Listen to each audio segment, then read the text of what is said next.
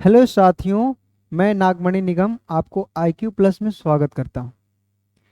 आज मैं एक नए टॉपिक के साथ आपके साथ जुड़ रहा हूं और उस टॉपिक का नाम है ट्रिगोनोमेट्री, जो क्लास 10th के बहुते स्टूडेंट के लिए सरदर्द है। तो बहुते स्टूडेंट को ये फेवरेट टॉपिक भी है।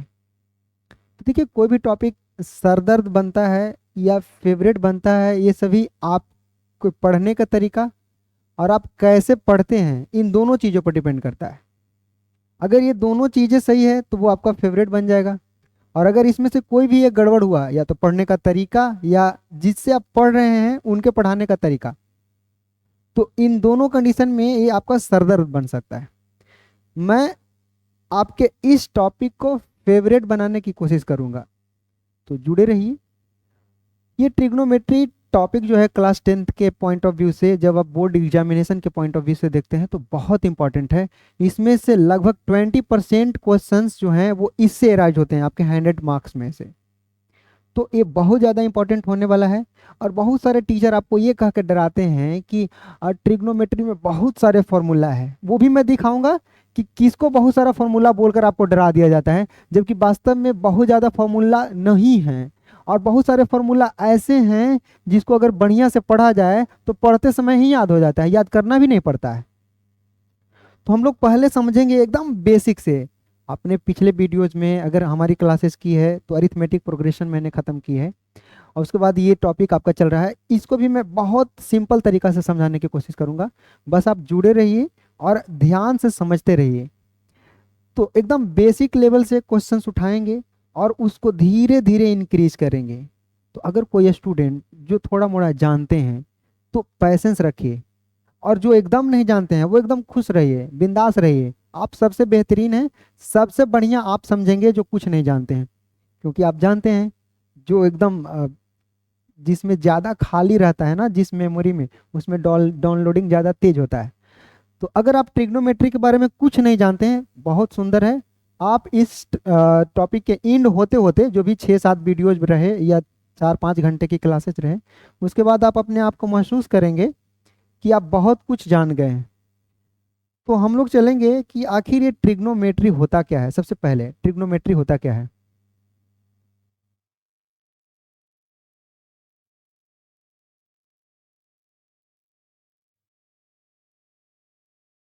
ट्रिग्नोमेट्री जो है, देखिए, हमें हिंदी से कोई विशेष मतलब तो है नहीं, लेकिन फिर भी हम लोग कभी कभी समझते हैं, क्योंकि कुछ कुछ हिंदी वाले में ना अर्थ बहुत बढ़िया से छुपा हुआ रहता है। तो त्रिकोणमिति कहते हैं इसको हिंदी में, त्रिकोणमिति।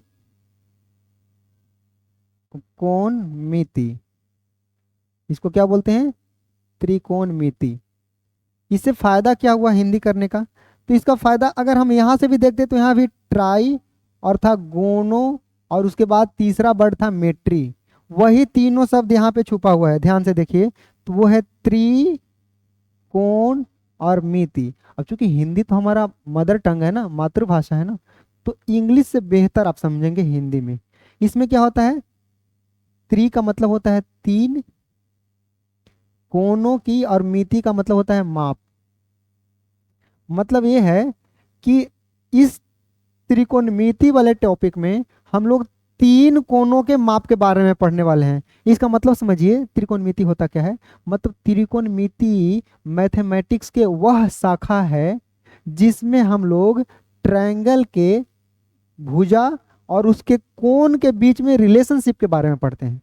मतलब trigonometry is the branch of mathematics in which we study about the relationship between कौन कौन, भुजा और कोण, relationship between side of the triangle and their angles, side of the triangle and their angles। इसका मतलब त्रिकोणमिति में हम लोग सिर्फ ट्रायंगल के साइड और ट्रायंगल के एंगल में रिलेशन के बारे में पढ़ेंगे। और स्पेशली राइट एंगल ट्रायंगल में, specially specially right angle triangle, right angle triangle, right angle triangle, समझिए। अब आप क्लास 8 से होकर ही 9 में आए होंगे, अगर आप जंप नहीं किए होंगे तो क्लास 8 में आप बहुत सारे ट्रायंगल्स के बारे में पढ़े होंगे। Right angle triangle, equilateral triangle, isosceles triangle, scalene triangle. तो आप जानते हैं कि राइट एंगल ट्रायंगल में 3 पार्ट होता है। एक तो कोण 90 डिग्री का होता है, और 90 डिग्री के सामने वाला जो भुजा होता है वो सबसे बड़ा होता है, और उसको हिंदी में बोलते हैं कर्ण, और इंग्लिश में बोलते हैं हाइपोटेनस। क्या बोलते हैं? हाइपोटेनस। और अब आपको एक और चीज पता होगा कि नीचे वाला को बेस बोलते हैं, और ये जो बच गया उसको जो है वो लंब बोलते हैं या परपेंडिकुलर बोलते हैं। पी मतलब परपेंडिकुलर, बी मतलब बेस, और एच मतलब हाइपोटेनस। देखिए वास्तव में कहे ना तो बेस किसको बोलें और परपेंडिकुलर किसको बोलें ये किसी को नहीं पता है, लेकिन आपको बता दिया गया था कि जो नीचे रहता है बेस होता है क्योंकि बेस नीचे ही होता है ना, बेसिक मतलब नीचे ही ना। अब हम लोग समझेंगे कि बेस फिक्स क्यों नहीं होता है। तो किसी भी राइट एंगल ट्रायंगल में जो हाइपोटेनस है वो तो फिक्स रहता है, क्योंकि जो राइट एंगल है, राइट एंगल मतलब कि 90 डिग्री, उसके सामने वाला साइड हो जाएगा आपका, सामने वाला साइड क्या हो जाएगा आपका? हाइपोटेनस। और बाकी जो दो है उसमें से कोई एक बेस होगा और कोई एक परपेंडिकुलर। अब डिपेंड करता है कि आप किस एंगल से उसको कंपेयर करते हैं। जैसे एक बात बताइए, मान लिया कि यह एक ट्रायंगल है। देखिए मान लिया कि यह एक ट्रायंगल है, मानना क्या है, ट्रायंगल बना ही देते हैं। देखिए यह एक ट्रायंगल है, ठीक। तो इस ट्रायंगल को आप बोलते हैं कि सर इस ट्रायंगल में जो है ये 90 डिग्री है, तो ये जो है वो हाइपोटेनस हो जाएगा, और यह जो है बेस हो जाएगा, और यह जो है परपेंडिकुलर हो जाएगा, ठीक। तो हम थोड़ा देर के लिए क्या करते हैं ना, इसको जिसको आप बेस बोल रहे थे इसका नामकरण कर देते हैं। ये हो गया आपका ए बी, 5 सेंटीमीटर थोड़ा देर के लिए मान लेते हैं इसको। हालांकि 5 सेंटीमीटर मानना ठीक नहीं है, इसको आप 4 सेंटी मान लीजिए, इसको 3 सेंटीमीटर मान लीजिए, इसको 5 सेंटीमीटर मान लीजिए। क्योंकि आप जानते हैं पाइथागोरस प्रमेय आप पढ़ चुके हैं क्लास 9th में, बेस का स्क्वायर और परपेंडिकुलर का स्क्वायर होता है इसके बराबर। तो हम मान ही हैं तो थोड़ा सा बढ़िया मान लेते हैं। अब बताइए ना, इसको अगर आप बेस कह रहे हैं तो थोड़ा देर में अगर हम इसको ऐसे घुरा दें, इस फिगर को ऐसे घुरा दें, तो देखिए जो अभी बेस था वो परपेंडिकुलर बन जाएगा। अगर हम ऐसे घुरा देंगे तो जो परपेंडिकुलर था वो फिर से बेस बन जाएगा। लेकिन क्या हाइपोटेनस किसी भी कंडीशन में चेंज हो रहा है? नहीं। इसका मतलब इसका फिक्स सिर्फ और सिर्फ हाइपोटेनस ही है, बेस और परपेंडिकुलर फिक्स नहीं है। तो अब हम लोग हर बार ये तो नहीं ना बोलेंगे, इसको समझने के लिए कोई तो एक उपाय देना पड़ेगा कि किसको बेस माने सर या किसको परपेंडिकुलर माने। तो इसके लिए हम लोग क्या करते हैं, इस दुख को दूर करने के लिए हम लोग क्या करते हैं, इस दुख को दूर करने के लिए हम लोग एक उपाय ढूंढे हैं। कि मान लिया कि यह एक राइट एंगल ट्रायंगल है, ठीक। यह एक राइट एंगल ट्रायंगल है। तो अगर यह एक राइट एंगल ट्रायंगल है तो इसका ए वाला पार्ट तो हो जाएगा परपेंडिकुलर, हाइपोटेनस फिक्स है। अब बाकी के जो दो साइड्स बचे हैं, दो साइड्स बचे हैं, तो यदि आप सी वाला एंगल से कंपेयर कर रहे हैं, ध्यान से समझिएगा कि मतलब आप यहां से देख रहे हैं, सी वाला एंगल से कंपेयर कर रहे हैं, तो इसके सामने वाला जो साइड होगा वह होगा परपेंडिकुलर। इसके सामने वाला साइड क्या होगा? परपेंडिकुलर। और यदि आप इस वाला एंगल से कंपेयर कर रहे हैं तो फिर उस कंडीशन में ए वाला हो जाएगा परपेंडिकुलर। मतलब डिपेंड करता है कि आप कौन से एंगल से इस ट्रायंगल को कंपेयर कर रहे हैं। जिस एंगल से कंपेयर करेंगे उसके सामने वाला क्या हो जाएगा? सामने वाला मतलब अपोजिट एंगल। देखिए किसी भी ट्रायंगल में दो प्रकार के साइड होते हैं। देखिए यह एक ट्रायंगल है, इसमें इस एंगल से कंपेयर करेंगे तो ये हो गया opposite, opposite side of angle C. इस साइड को क्या बोलेंगे? देखिए अगर आपका ए है और ये बी है, तो जो ए बी होगा, तो ए बी के बारे में क्या लिखेंगे? A B is opposite side, opposite side of angle C. देखिए ये सब चीज आप क्लास 9th में पढ़ कर आए हैं, फिर भी उसका यूज है इसलिए आपको थोड़ा सा बता दे रहे हैं, क्योंकि बताए थे एकदम बेसिक से चलेंगे। और अगर हम बीसी की बात करें, बीसी की बात करें तो बीसी कैसा है? तो बीसी इसके बगल वाला है ना, तो बगल वाला को बोलते हैं एजेसेंट साइड। क्या बोलते हैं, adjacent side of angle C. ठीक उसी प्रकार से जो AC भी होगा ना वो भी एडजेसेंट साइड ही होगा, लेकिन हम लोग इसका नाम रख दिए हैं ना ऑलरेडी एज, हाइपोटेनस, तो हाइपोटेनस भी बोल सकते हैं या एडजेसेंट ऑफ एंगल सी, यानी कि किसी भी ट्रायंगल में किसी एक एंगल को कंपेयर करने पर उसके दो एडजेसेंट साइड मिलते हैं और एक अपोजिट साइड, जो दूर वाला है वो अपोजिट रहेगा और दोनों बगल बगल वाला क्या कहलाएगा, एडजेसेंट साइड। ठीक, अब आपको समझ में आ गया होगा कि क्यों किसी भी ट्रायंगल का बेस और परपेंडिकुलर फिक्स नहीं रहता है। मतलब फिक्स कैसे रहेगा, ये डिपेंड करता है कि आप उसके कौन से एंगल से कंपेयर करते हैं। अब देखिए ना, हम लोग डेली लाइफ में भी ना, जब हम लोग पढ़ेंगे तो ऑब्जर्वेशन के थ्रू हम लोग ट्रायंगल बनाएंगे, तो हम लोग डेली लाइफ में चेक करेंगे कि कैसा कैसा कंडीशन है जब राइट एंगल ट्रायंगल का निर्माण हो सकता है। हम कुछ ऐसे ऐसे तरीका अपनाएंगे जिससे राइट एंगल फॉर्म हो, क्योंकि हमने बताया है पूरे ट्रिग्नोमेट्री में आप ट्रायंगल के बारे में भी पढ़ेंगे, लेकिन वो ट्रायंगल कौन सा होगा, राइट एंगल ट्रायंगल होगा। तो हम लोग डेली ऑब्जर्वेशन में देखें तो मान लिया कि कैसे कैसे राइट एंगल ट्रायंगल बन सकते हैं। तो मान लिया कि आप यहाँ पर हैं, ठीक, आप यहाँ पर हैं और आप जो है शाम के समय अपने दरवाजे पर घूरने के लिए निकले हैं, घूरने मतलब बाहर की हवा लेने के लिए कुर्सी पर बैठे हुए हैं, और अचानक से किसी छत वाली पर किसी से आपका नज़र मिल जाता है, कोई चिड़िया वगैरह का, मतलब मेरा यही मतलब था कि किसी चिड़िया से आपका नज़र मिल जाता है। तो आप तो यहाँ थे और किसी छत है, मतलब इतना ऊंचा छत रहा होगा, ठीक, और आपका जो नज़र है सीधे यहाँ पे चढ़ गया किसी चिड़िया के पास। तो ध्यान से देखिए, आप जो नज़र लगाए ना उसको, यहाँ से एक नज़ारा बन गया है, समझ रहे हैं, तो इसको हम कंसीडर करेंगे एज अ साइड। ठीक, अब बताइए ये जो लंबाई है उस छतवा की, ये दूसरा भुजा का काम करेगा, और ये जो नीचे वाला दूरी है ये कंप्लीट कर दिया आपके राइट एंगल ट्रायंगल का। मतलब हम लोग इसको एज्यूम कर रहे हैं कि यह एक राइट एंगल ट्रायंगल बना रहा है। जैसे कि अगर हम यहाँ पर हैं और यहाँ से ऐसे देखेंगे ना, तो यहाँ से ऐसे, वहाँ से ऐसे, ऐसे एक राइट एंगल ट्रायंगल बन जाएगा। ये इसके अलावा बहुत सारे कंडीशंस हैं, जैसे कि आपको और भी दिखाते हैं। जैसे कि मान लिया कि आप यहाँ पर खड़े हैं, ठीक, और आपको दिखा कि कोई एक हवाई जहाज यहाँ पर उड़ रही है, हवाई जहाज यहाँ पर उड़ रही है, ठीक, कोई हवाई जहाज उड़ रही है। तो आप देखें हवाई जहाज बन गया राइट एंगल ट्रायंगल।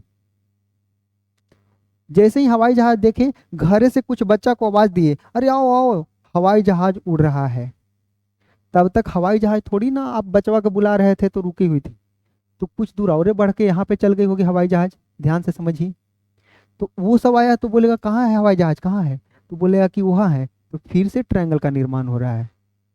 देखिए मैं आपको सिर्फ सिखा रहा हूँ कि हम लोग डेली ऑब्जर्वेशन में भी कैसे राइट एंगल ट्रायंगल का निर्माण करते हैं। कैसे, जब आप देखे थे तो उसको एक लाइन एज्यूम कर लेंगे, उसमें हम लोग जब पढ़ेंगे तो इसमें एंगल दिया हुआ रहेगा कि आप कितना एंगल से देखे थे, समझ रहे हैं, कितना उस वक्त उस हवाई जहाज की ऊंचाई थी, ये सब आपको दिया हुआ रहेगा। पर दिया हुआ रहने से पहले ये तो समझ में आना चाहिए कि राइट एंगल ट्रायंगल फॉर्म कैसे होती है हमारी डेली लाइफ में। तो हम लोग यही सब तरीके, या मान लिया कि और भी कंडीशन है, जैसे कि मान लिया कि कोई दीवाल है, मान लिया कि यह एक ईंटा का दीवाल है, और इस पर आप चढ़ने वाला सीढ़ी होता है ना, चढ़ने वाला सीढ़ी लगा देते हैं। देखिए आप राइट एंगल ट्रायंगल फॉर्म कर दिए, ये जो चढ़ने वाला सीढ़ी बनाए है ना, ये हाइपोटेनस की तरह वर्क कर रहा है, और जो दीवालवा है ये परपेंडिकुलर की तरह, और ये जो मिट्टी है बेस है वो बेस की तरह काम कर गया, हो गया राइट एंगल ट्रायंगल।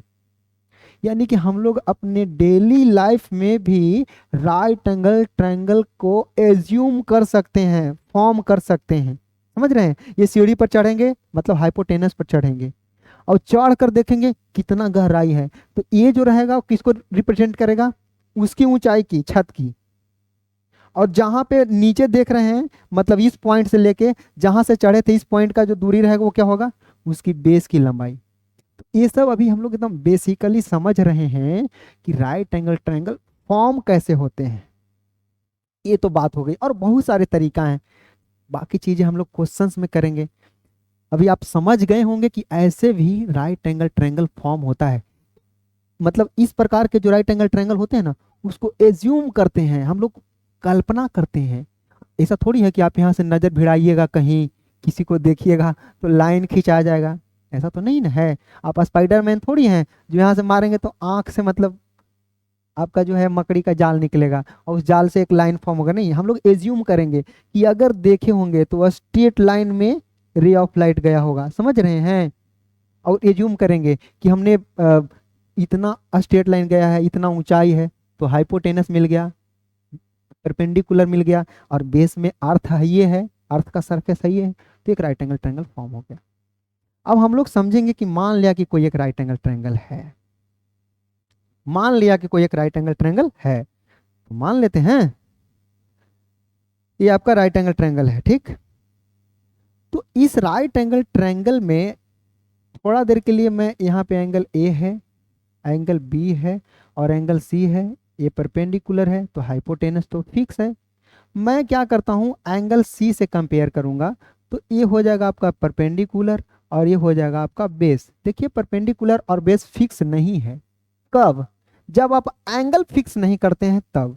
मैंने एंगल फिक्स कर दिया, मैंने एंगल फिक्स कर दिया कि मैं एंगल सी से कंपेयर कर रहा हूं, एंगल सी से कंपेयर कर रहा हूं। तो एंगल सी से कंपेयर करेंगे तो बताए थे कि जिससे कंपेयर करिएगा उसके अपोजिट वाला जो साइड होगा वो परपेंडिकुलर कहलाएगा। तो भाई परपेंडिकुलर इसको कहवे करिएगा, हाइपोटेनस पहले से फिक्स है ये था, तो बचा क्या, जो बचा वो बेस हो गया। तो यहां से हमें तीन मिला है, एक परपेंडिकुलर, एक बेस और एक हाइपोटेनस। तो हम लोग इससे मिलाकर एक रेशियो बनाते हैं कि इससे कितने रेशियो बन सकते हैं। तो कौन कौन है, एक है आपका परपेंडिकुलर, एक है आपका बेस और एक है हाइपोटेनस। इन तीनों के यूज करके, इन तीनों का यूज करके हमें क्या फॉर्म करना है, रेशियो फॉर्म करना है। ध्यान से समझिएगा, एकदम बेसिक तरीके, और हम अपनी तरफ से कोशिश कर रहे हैं कि थोड़ा सा यूनिक तरीका से बताएं, वो सब तरीका से नहीं जैसे किताबों में लिखा रहता है, या मतलब जैसे आप शायद जानते हैं। आप थोड़ा सा यूनिक तरीका से देखिएगा तो आपको याद होता चलेगा। ध्यान से समझिए। तो ये है परपेंडिकुलर, बेस और हाइपोटेनस, ठीक। तो अगर हम लोग इससे रेशियो तैयार करेंगे, इससे अगर हम लोग रेशियो तैयार करेंगे तो क्या क्या रेशियो तैयार हो सकता है। एक हो सकता है पी बाई एच, एक हो सकता है, एक मिनट, पी बाई एच, देखिए पी बाई एच, एक हो सकता है बी बाई एच और एक हो सकता है पी बाई बी।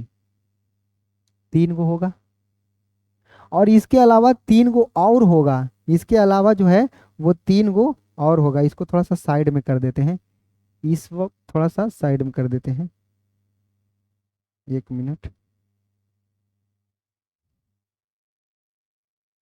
चलो भाई, हाँ और इधर आ जाओ, चलो ठीक है। तो तीन यहाँ से आ गया है, और तीन और रेशियो आएगा, लेकिन वो तीनों के तीनों रेशियो इसका उल्टा होगा। तो उसको क्या लिखेंगे, एच बाई पी, इसको क्या लिखेंगे, एच बाई बी, और इसको क्या लिखेंगे, बी बाई पी। समझिए ध्यान से। इसके अलावे किसी भी तीन संख्या से, किसी भी तीन संख्या हो, कोई भी तीन प्रकार के वस्तु हो, या कोई भी तीन जो है वो वेरिएबल्स हो, तो उससे मैक्सिमम 6 ही रेशियो तैयार किए जा सकते हैं। तो ठीक उसी प्रकार से पी बी और एच भी जो था, वह भी तो कोई ना कोई संख्या ही ना रहा होगा, क्योंकि ये क्या है, पी बी और एच क्या है, लेंथ ऑफ साइड है ऑफ राइट एंगल ट्रायंगल। तो लेंथ ऑफ साइड तो लेंथ का किलोग्राम में रहता है, लेंथ सेंटीमीटर में, मीटर में या किलोमीटर में रहेगा। और वो कुछ ना कुछ तो किलोमीटर होगा, 15 किलोमीटर या 15 सेंटीमीटर या 15 मीटर। तो ये सब भी तो एक प्रकार के नंबर ही है ना। और इस नंबर का रेशियो किसी भी तीन संख्या का, मान लिया कि 2 है, 3 है और 5 है, तो इन तीनों संख्याओं का या तो 2/5, 3/5 और एक होगा 2/3, और 3 गो इसका उल्टा होगा, 3 गो इसी का उल्टा होगा। तो क्या हो जाएगा, 5/2, और क्या हो जाएगा 5/3, और क्या हो जाएगा 3/2। इसके अलावे 6 रेशियो के अलावे सातवां रेशियो आप निकाल ही नहीं सकते, क्योंकि कुल मिला के तीन संख्या से 6 ही रेशियो निकाला जा सकता है। और दो संख्या से दो रेशियो, एक एक सीधा सीधा और दूसरा उल्टा, और तीन गो से छः गो, वो आपको 11th में पढ़ना है कि कितने तीन संख्या से कितने रेशियो निकलेंगे मैक्सिमम, चार संख्या से कितना, उस टॉपिक का नाम रहेगा परमुटेशन एंड कॉम्बिनेशन। वो आपको क्लास 10th में नहीं पढ़ना है। जब आप 11th में जाएंगे तो वहां आपको पढ़ाया जाएगा कि तीन संख्याओं को मिलाकर कितने मैक्सिमम रेशियो निकाले जा सकते हैं, 10 संख्याओं को मिलाकर कितने मैक्सिमम रेशियो निकाले जा सकते हैं। तो यहाँ आप थोड़ा सा याद कर लीजिए कि तीन संख्या से छः ही रेशियो निकाले जाते हैं, इसको परमुटेशन एंड कॉम्बिनेशन पर बनाया जाता है। वो अगर बताएंगे तो आपको बाउंस कर जाएगा, आप बोलिएगा कि हम बढ़िया टीचर नहीं हैं, क्योंकि आपको वो समझ में नहीं आएगा। और एक्चुअली आप क्लास 10th में पढ़ रहे हैं तो इसको इग्नोर कीजिए, सिर्फ इतना समझिए कि किसी भी तीन संख्या से छः ही रेशियो निकाले जा सकते थे। देखिए वास्तव में इसका एक नाम रख दिया गया था। शुरुआत में सिर्फ रेशियोज थे, क्योंकि आपको पहले ही ट्रिग्नोमेट्री में बताया गया है कि किसी राइट एंगल ट्रायंगल के जो एंगल्स हैं और साइड हैं, उसी के बीच के रिलेशन को हमको पढ़ना है कुल मिला के। तो हम लोग रिलेशन निकालेंगे ना, कभी उसके रेशियो निकालेंगे, कभी उसको गुणा करेंगे, कभी उसको स्क्वायर करेंगे, यही ना रिलेशन होगा। अलग अलग तरीके से हम लोग बनाएंगे। तो इस रेशियो का उसने नाम रख दिया, क्योंकि अब बार बार पी बटा एच बी बटा एच करने में पता ही नहीं चलता था, क्योंकि सब एकदम चाइनीज टाइप दिखता है यार। देखो पता ही नहीं चलेगा, आप एच बटा बी बोल रहे हैं कि बी बटा एच बोल रहे हैं, तो कंफ्यूज हो जाता था बोलने में, एकदम मतलब सबका चेहरा ओरा मिल ना रहा है। तो इसलिए इसको थोड़ा सा अलग करने के लिए पी बटा एच का नाम रख दिया साइन। और जिस एंगल से कंपेयर कर रहा था, तो मान लिया कि जिस एंगल से कंपेयर कर रहा है उसका वैल्यू है एंगल थीटा।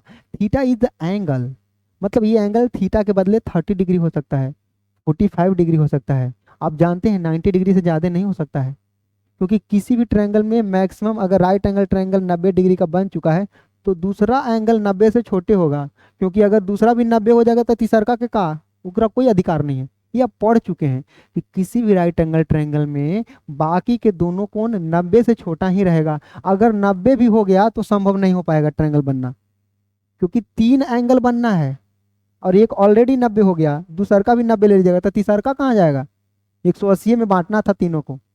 तो आप समझ रहे हो कि थीटा का वैल्यू 90 से छोटा और 1 से बड़ा कुछ भी हो सकता है। तो ये जो था पी बटा एच का नाम रख दिया गया साइन थीटा, बी बटा एच का नाम रख दिया कितना, कॉस थीटा नाम रख दिया गया है, और पी बाई बी का जो नाम है उसका नाम रख दिया गया है टेन थीटा। अब देखिए इसके पीछे भी बहुत सारा कहानियां हैं कि साइन थीटा रखने से पहले कोसाइन था और समथिंग समथिंग, जो है बहुत बड़ा बड़ा लेटर्स है उसको जो दिए थे हमारे आर्यभट्ट साहब ने दिया था। तो वो जो है बहुत बेसिक जानकारी है और इसका कोई विशेष यूज नहीं है। इसको आप अपनी तरफ से भी बुक्स में देख सकते हैं कैसे कैसे कब हुआ था इसका यूजेज, कब खोजा गया था वगैरह। लेकिन जो बेसिक है ना कि पी बटा एच का नाम रखा गया था साइन थीटा, बी बटा एच का नाम रख दिया कॉस थीटा, ताकि जब कॉस थीटा बोला जाए तो आप समझ जाइए कि उसने बी और एच का रेशियो निकाला होगा और उसका यूज कर रहा होगा। इसका मतलब ये जो साइन थीटा, कॉस थीटा और टेन थीटा है ना, वो वास्तव में ये कुछ नहीं है, यह रेशियो को रिप्रेजेंट कर रहा है, ratio of two side of right angle. किसी भी समकोण त्रिभुज के दो साइड के रेशियो को रिप्रेजेंट करता है, चाहे साइन थीटा हो या कॉस थीटा हो और टेन थीटा हो। अब देखिए ना, जो साइन का उल्टा वाला था ना उसका नाम उसने रख दिया कॉसेक, कॉसेक थीटा, और जो कॉस का उल्टा था उसका नाम रख दिया उसने सेक थीटा, और जो टेन का उल्टा था उसका नाम रख दिया कॉट थीटा। अब देखिए हमें नहीं पता है कि उसने क्यों नाम रखा, जबकि उसके पास नाम तो और भी होते। अब जो नाम उसने रखा है, जो शुरुआत में मैथमेटिशियन थे, गणितज्ञ लोग थे, जो नाम रखे थे उसी नाम को आज तक हम लोग बोलते आए हैं कि sine theta is equal to P by H. जबकि वास्तव में क्या था ना, P by H represent sine theta, मतलब ये जो साइन थीटा है ना वो रिप्रेजेंट कर रहा है किसको, पी बाई एच को। इसका मतलब वास्तव में जो हम लोग पढ़ते हैं कि sine theta is equal to P by H, ये शुरुआत में नहीं था। शुरुआत में तो पी और एच का सिर्फ रेशियो ही निकला था और उसका नाम रख दिया गया था साइन थीटा। लेकिन क्या फर्क पड़ता है, एक्स बराबर 5 बोलिए या 5 इज इक्वल टू एक्स बोलिए, ये तो मैथमेटिक्स में चलता है।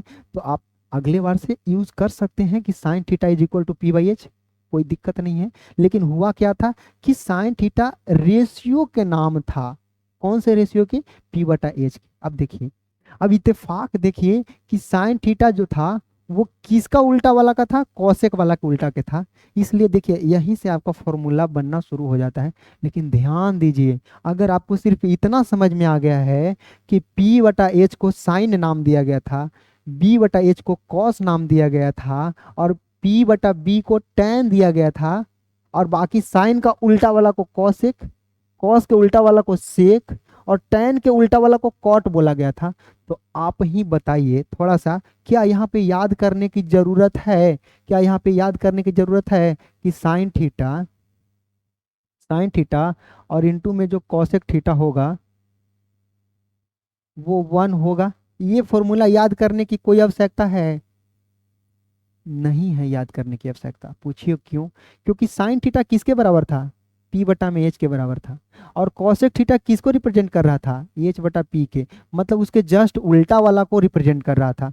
तो भाई ये, अगर आप किसी दो उल्टा उल्टा संख्या को गुणा कीजिएगा तो कट कटा के तो एक ऐबे ना करेगा, ये कोई फॉर्मूला थोड़ी है, ये तो इत्तेफाक है।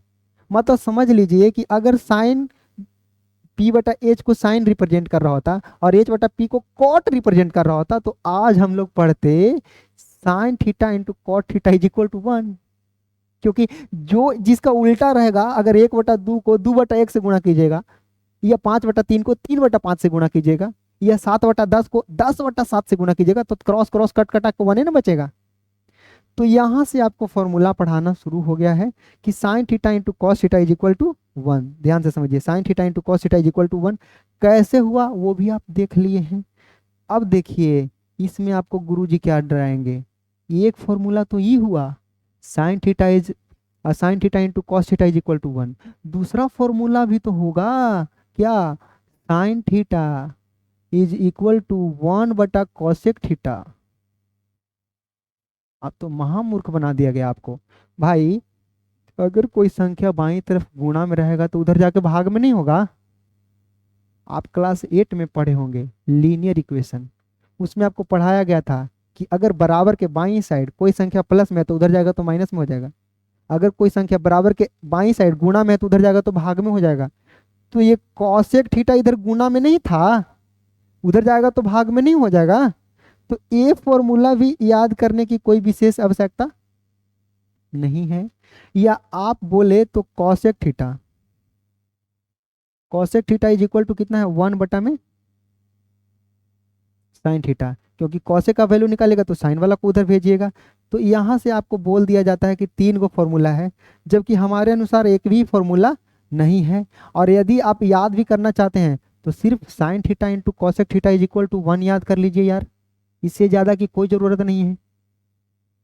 ठीक उसी प्रकार से आपको दो और होगा, cos theta into sec theta, तो आप दो और याद कर सकते हैं, कॉस थीटा और इंटू में sec theta is equal to 1।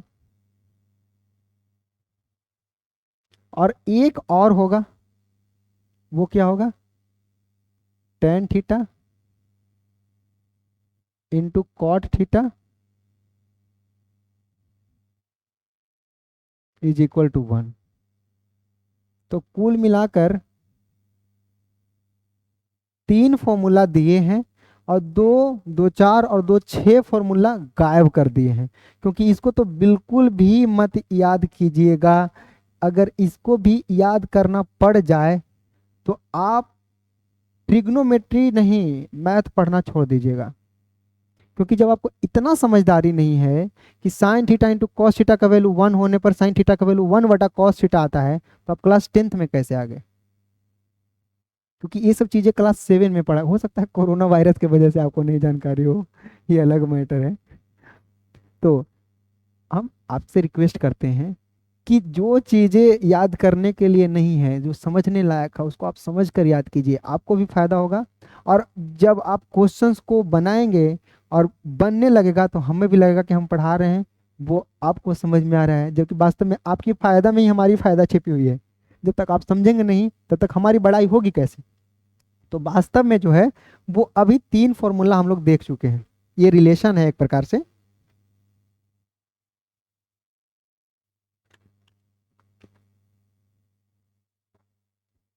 अब ध्यान से समझिए। तो ये हम लोग ट्रिग्नोमेट्रिक, इसी को हम लोग ट्रिग्नोमेट्रिक रेशियो बोलते हैं, ये तो भूल ही गए थे रेशियो रेशियो बोलते हुए। इसका मतलब ट्रिग्नोमेट्रिक रेशियो कितने होते हैं?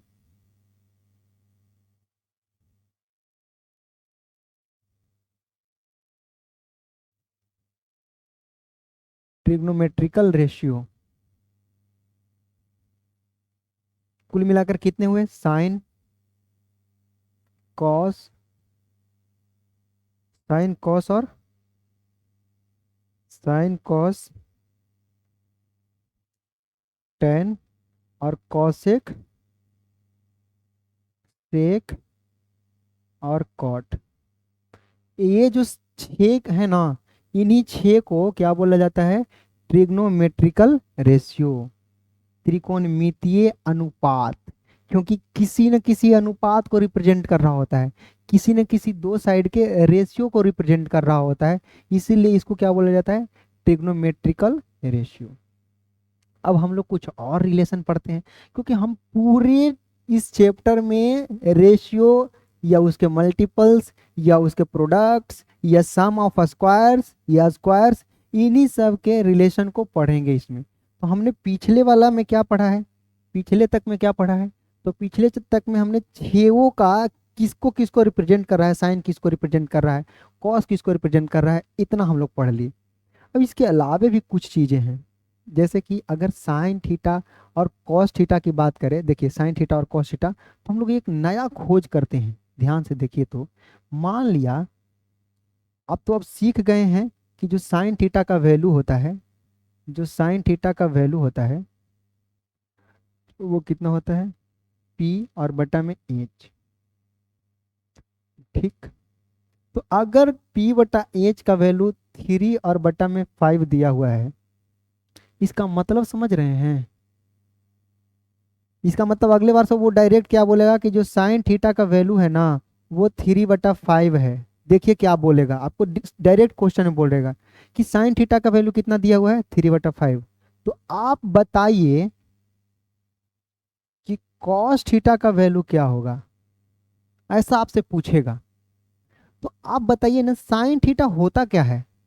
तो साइन थीटा आपको तो बताए ना कि जो साइन थीटा होता है वो किसी न किसी रेशियो को रिप्रेजेंट कर रहा होता है। साइन थीटा किस रेशियो को रिप्रेजेंट करता है? देखिए, अगर आप पीछे का फॉर्मूला भुला जाइएगा जो हम बताए हैं, तो यकीन मानिए हम तो दूर, ब्रह्मा विष्णु महेश तीनों एक साथ आ जाएंगे, तब भी आपको कुछ नहीं करेंगे, बोलेंगे तुम नालायक हो। मतलब लायक नहीं हो, ये कोई गारी नहीं है। नालायक का मतलब जो लायक नहीं रहता उसको नालायक बोलते हैं।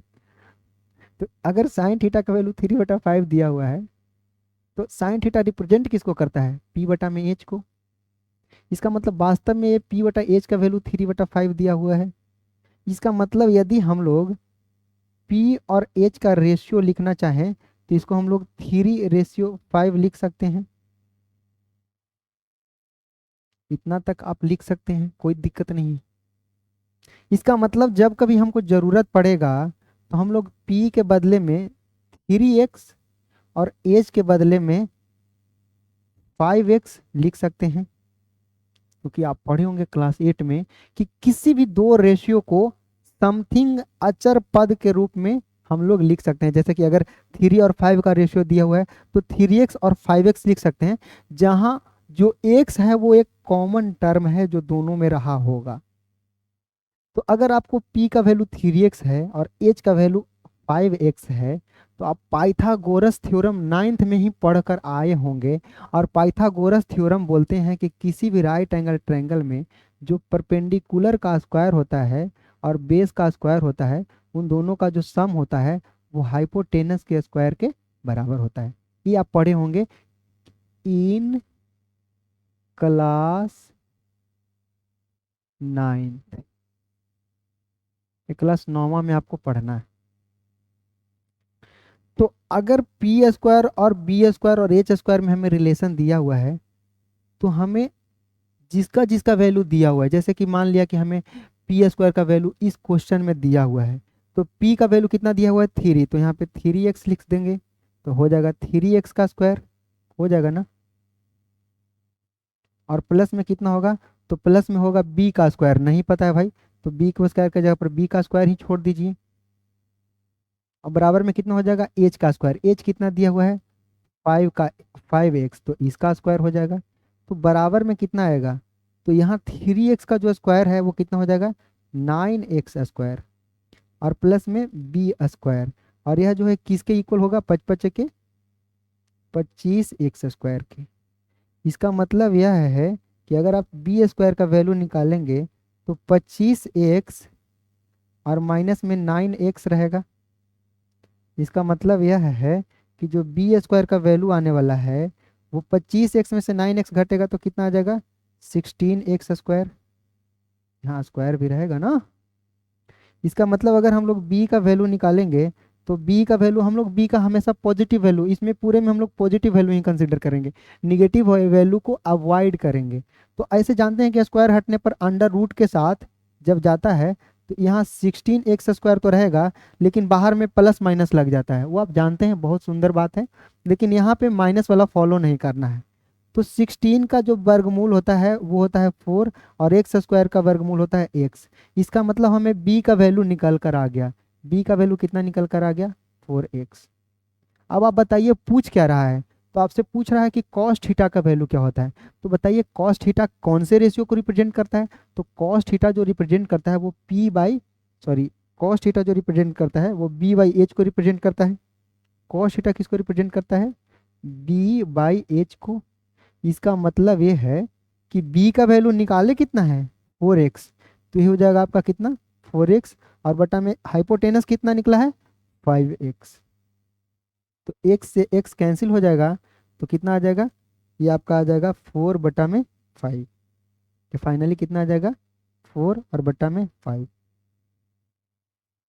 ये हुआ बनाने का तरीका कि एकदम बेसिक समझा रहे हैं। अगर आप इसको इग्नोर कर दिए तो आप लिख लीजिए कहीं पर, आपको से हार्ड क्वेश्चंस भी नहीं बनेंगे। अगर आप में से कुछ स्टूडेंट इसको बेसिक समझकर अवॉइड कर रहे हैं तो यकीन मानिए आपको हार्ड क्वेश्चन तंग करेगा, क्योंकि बेसिक बहुत ज़्यादा ज़रूरी है। अगर सीधे हार्ड क्वेश्चन के पास आना होता तो हम भी सीधे हार्ड क्वेश्चन के पास आ जाते, लेकिन पहले बेसिक क्यों बताते हैं, कोई भी टीचर हो तो सबसे पहले आपको बेसिक ही क्यों बताते हैं, क्योंकि जानते हैं कि अगर बेसिक नहीं बताएंगे तो हार्ड वाला में उन्हीं बेसिक का यूज किया जाता है। इसलिए आप इन बेसिक को समझिए। पहले साइन का रेशियो दे देगा, कॉस का पूछेगा, या आपसे और क्या पूछा जा सकता है, आपको कभी बोलेगा कि साइन साइन थीटा का जो वैल्यू है वो मान लिया कि दे दिया है आपको कितना, मान लिया थोड़ा देर के लिए दे दिया है आपको 7 और बटा में 25, ठीक, और बोल रहा है कि फाइंड ऑल रिमेनिंग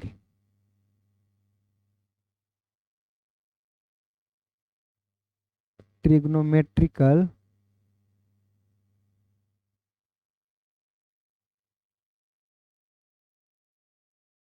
रेशियोज।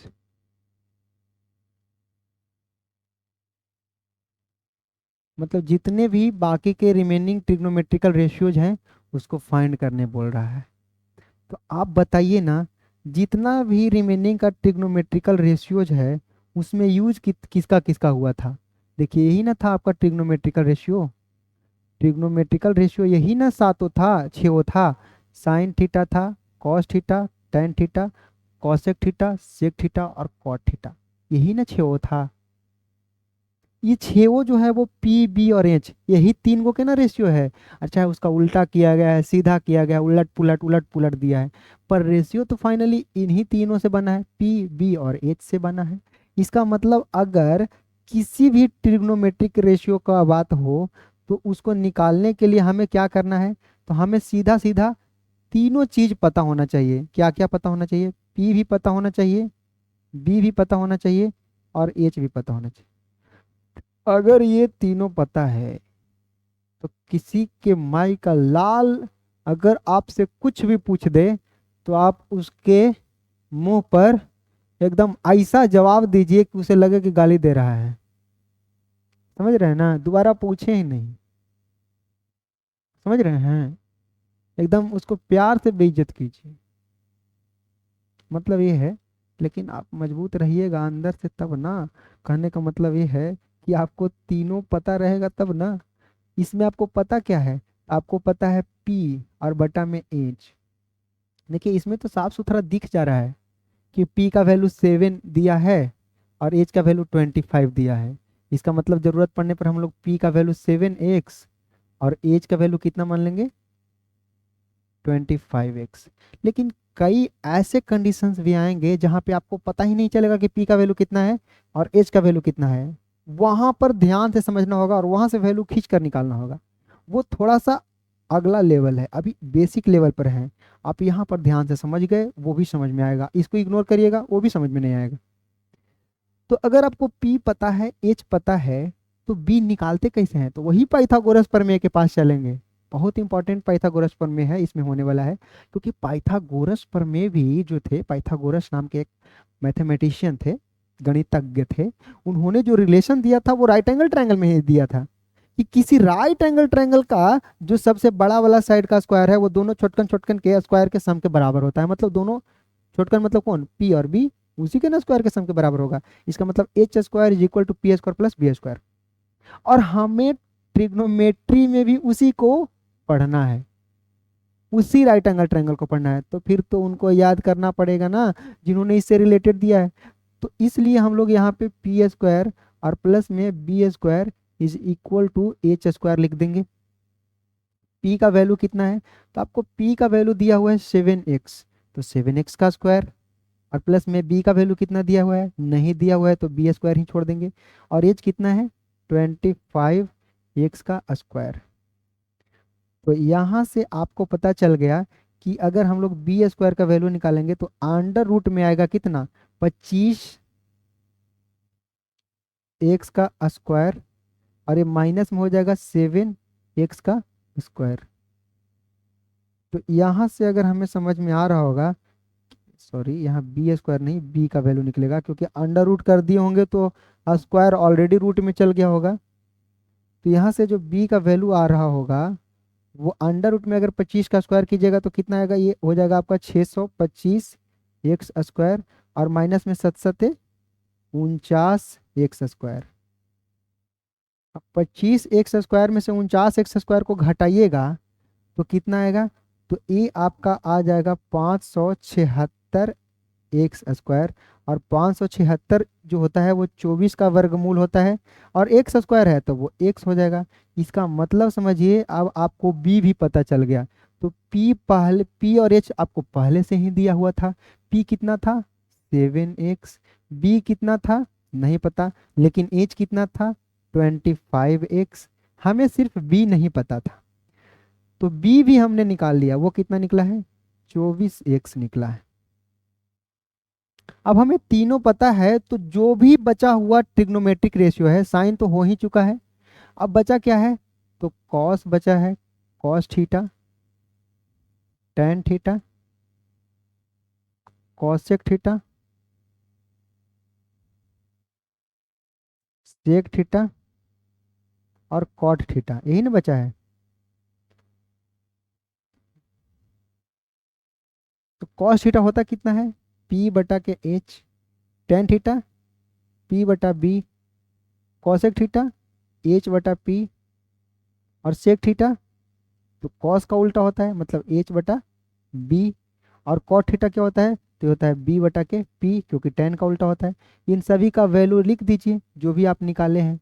लेकिन एक बात बताइए, जब तक आप नहीं निकाले होते तो क्या आप बाकी बचा हुआ का वैल्यू निकाल पाते, नहीं निकाल पाते।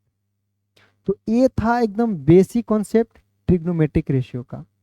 आपके एक और फॉर्मूला इससे रिलेटेड पढ़ना है, वो फॉर्मूला भी मैं बता देता हूँ इस एक्सरसाइज में। वो फॉर्मूला है कि वास्तव में रिलेशन से अध्ययन किया गया कि जो साइन थीटा का वैल्यू है वो होता है आपका पी बटा में एच, ठीक। और जो कॉस थीटा का वैल्यू है वो होता है कितना, बी बटा में एच, ठीक। तो क्या किया गया ना, क्या किया गया, ध्यान से देखिएगा, दोनों ऐसे ही लिखल था, ठीक, दोनों ऐसे लिखा हुआ था, ठीक। और पता नहीं किसी का मन में क्या विचार आया कि इन दोनों के बीच में एक लाइन खींच दिया, ध्यान से समझिए, इन दोनों के बीच में एक लाइन खींच दिया, इसके बीच में भी और इसके बीच में भी वो बराबर कर दिया। मतलब समझिए वो क्या किया, वो सोचकर देखा कि देखते हैं कि हमने किसी ट्रायंगल के दो साइड का रेशियो तो निकाल कर देख लिया है, अब क्या करते हैं कि किसी दो रेशियो का रेशियो निकाल कर देखते हैं। देखिए साइन थीटा ऑलरेडी किसी का रेशियो है, दो साइड का, कॉस थीटा ऑलरेडी किसी दो साइड का रेशियो है, और ये क्या किया कि किसी दो रेशियो को रेशियो में कन्वर्ट कर दिया, मतलब साइन का और कॉस का रेशियो निकाल कर देखा कि इससे क्या होता है, कुछ नया पदार्थ मिलता है क्या, कुछ नया, मतलब नहीं, हम लोग केमिस्ट्री में कुछ ना कुछ एक्सपेरिमेंट करते रहते हैं, अलवल जल जोची तोची मिला रहे हैं, इसी चक्कर में कोरोना वायरस भी निकल गया। तो वैसे ही ये लोग भी एक्सपेरिमेंट, लेकिन ये मैथमेटिक्स ठीक है, आखिर एक्सपेरिमेंट भी आप करेंगे ना तो कुछ ना कुछ नया फॉर्मूला ही निकलेगा, इससे कोरोना वायरस फैलने वाला नहीं है। तो इसने क्या देखा कि जब साइन और कॉस का रेशियो निकाला, तो आप जानते हैं कि जब दो रेशियो का रेशियो हो तो सबसे मीन टर्म और एक्सट्रीम टर्म, तो जो सबसे एक्सट्रीम टर्म रहता है वो सबसे ऊपर चल जाता है, इसका मतलब p और गुणा में h ऊपर चल जाएगा, और जो सबसे मीन टर्म रहता है वो नीचे आ जाता है, इसका मतलब b और इंटू में h नीचे आ जाएगा, इसका मतलब यहाँ पे h होगा, तो b इंटू में h नीचे आ जाएगा, तो h से h कट जाएगा, तो बचेगा क्या, p और बटा में b। बताइए तो क्या देखा कि ये जो p बटा b है ये तो tan के बराबर है भाई। तो लिख दिया कि चलो भाई एक रिलेशन हमें मिल गया कि यदि हम लोग साइन थीटा और कॉस थीटा का रेशियो निकालते हैं तो वास्तव में ये tan थीटा का रेशियो दे देता है। यह एक फॉर्मूला बन गया। तो आप जानते हैं कि tan का उल्टा cot होता है, मतलब tan का वैल्यू जो भी रहेगा उसको उल्टा करना पड़ेगा cot वाला में, तो tan का वैल्यू तो यहाँ साइन बटा cos लिखे थे, तो जब कॉट का वैल्यू लिखेंगे तो हमें नहीं पता, टैन का उल्टा कॉट है, मतलब कॉट बोलता है कि तुमको जो मिलेगा उसका उल्टा हमको मिलना चाहिए, तो इसको मूड़ी ऊपर गोड़ नीचे, तो इसका गोड़ ऊपर और मुंडी नीचे, मतलब ये इसको क्या मिल जाएगा, इसको मिल जाएगा कॉस थीटा और बटा में कितना, साइन थीटा। ये दोनों के दोनों फॉर्मूला है, ये दोनों के दोनों क्या है, फॉर्मूला है। अब ये दोनों फॉर्मूला भी आपको इसी एक्सरसाइज में पढ़ना है, मतलब इस एक्सरसाइज में आपको सारा का सारा ट्रिग्नोमेट्रिक रेशियो पढ़ना है, जो समझा दिए कि क्या होता है ट्रिग्नोमेट्रिक रेशियो के बारे में अब आप समझ चुके होंगे, और इसके अलावा ये दोनों फॉर्मूला पढ़ना है। अब आपको कोई भी एक ट्रिग्नोमेट्रिक रेशियो दे दे और बाकी का पूछे तो आप बता सकते हैं, या अगर tan का वैल्यू भी दे देता है तो आप समझ रहे हैं कि साइन बटा कॉस का वैल्यू दिया होगा, साइन और कॉस का रेशियो वही हो रहा होगा। मतलब अब आपके फर्स्ट एक्सरसाइज और सेकेंड एक्सरसाइज के जितने भी क्वेश्चंस हैं उसको आप डील कर सकते हैं। हम लोग एकदम धीरे धीरे समझेंगे, फिर धीरे धीरे हम लोग स्पीड बढ़ाएंगे और लेवल भी बढ़ाएंगे।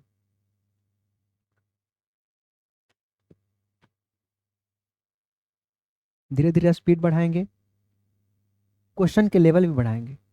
तो आज के वीडियो में मैं इतना ही डिस्कस करूंगा, क्योंकि ज़्यादा डिस्कस करेंगे, ज़्यादा एक्सप्लेन करेंगे तो वीडियो लंबा हो जाएगा, और उससे ज़्यादा तो ये है कि हो सकता है कि कुछ स्टूडेंट का ट्रिग्नोमेट्री कमज़ोर हो, और सारा का सारा यहीं पे एक्सप्लेन कर देंगे, सारा का सारा एक ही वीडियो में डाल देंगे, तो उनको और ज़्यादा फ्रस्ट्रेशन हो जाएगा।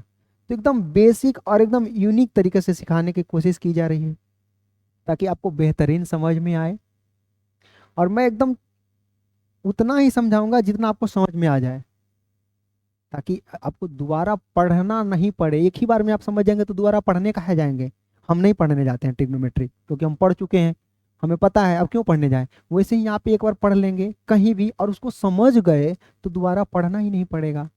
हम लोग इस वीडियो में इतना ही पढ़ेंगे, बाकी अगले वीडियो में आएंगे तो देखेंगे कि और कौन कौन सी चीज़ें ज़रूरत है, और धीरे धीरे अंत होते होते वो सारा चीज़ आपके पास होगा जो आपके पास होना चाहिए। हम लोग मिलेंगे नेक्स्ट वीडियो में इसके आगे से। बाकी आप इतना रिवाइज करेंगे, याद करेंगे, और इससे रिलेटेड जितने भी क्वेश्चन है आपके एक्सरसाइज में बनने वाले वो सारे बनाएंगे, और उसके बाद अगले वीडियो के लिए तैयार रहेंगे। तब तक के लिए हैव अ गुड डे। जय हिंद, जय भारत।